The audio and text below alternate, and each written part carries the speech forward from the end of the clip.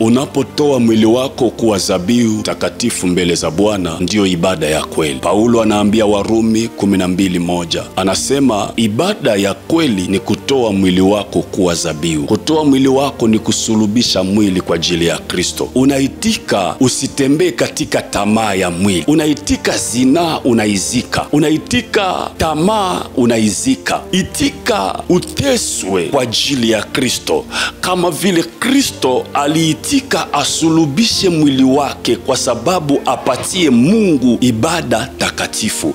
Ibada ya kweli haiko kuimba nyimbo za kumsifu na kumwabudu. Ile haimaanisha ibada. Unaweza kuwa mzinifu lakini utaabudu. Unaweza kuwa mzinzi lakini utaabudu.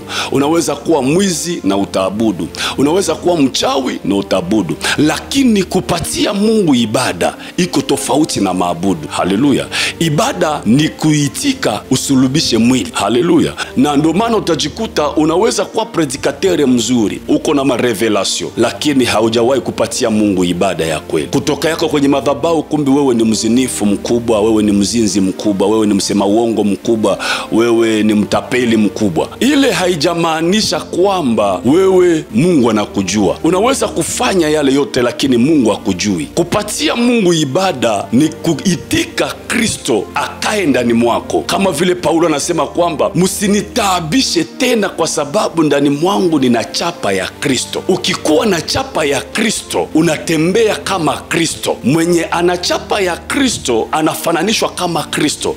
Atatembea juu ya tamaa ya mwili, atatembea juu ya akili yake, atatembea juu alipiwe ndani ya ibada, lakini anafanya kazi ya Mungu kwa sababu yeye ana chapa ya Kristo. Atufanye ibada kwa sababu ya watu, lakini tunafanya ibada kwa sababu Bwana atuone, ili Bwana atukuke ndani mwetu. Ndio maana Paulo akaambia Warumi, itoleeni miili yenu iwe ibada takatifu, kwa sababu ukitoa mwili wako hautatembea tena katika tamaa. Ukitoa mwili wako utaifanya kuwa dhabihu, utaifanya kuwa sadaka, kama vile Kristo alijitoa kuwa sadaka ili apatie Mungu ibada. Kama Yesu alitoa mwili wake kuwa sadaka, kwa nini sisi tusitoe miili yetu kuwa sadaka? Ukitoa mwili wako kuwa sadaka, utakuwa unampendeza Mungu. Ndio maana watu wengi wanafikiria kwamba kuimba ndio kufanyia Mungu ibada. Unaweza kuimba lakini haujafanyia Mungu ibada. Unaweza kuhubiri mzuri lakini haujafanyia Mungu ibada. Kufanyia Mungu ibada ni kutoa mwili wako.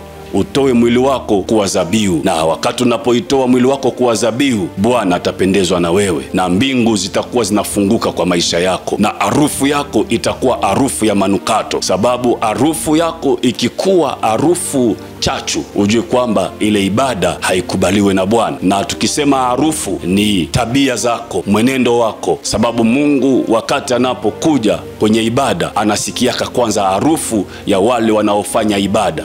Ukifanya ibada na harufu yako imekuwa ni harufu chafu, hiyo ibada haikubaliwe. Na ndio maana nachotaka ni kwamba tembea katika njia yake Bwana, kwa sababu Bwana yuko mlangoni na anabisha mlangoni. Anasema atakayenifungulia nitaingia kwake na nitakaa naye, na kukaa haitosha, akasema na nitakula sahani moja naye. Ukitaka yale yatokee kwa maisha yako, tembea sawa sawa jinsi Mungu anavyotaka. Basi Mungu akubariki.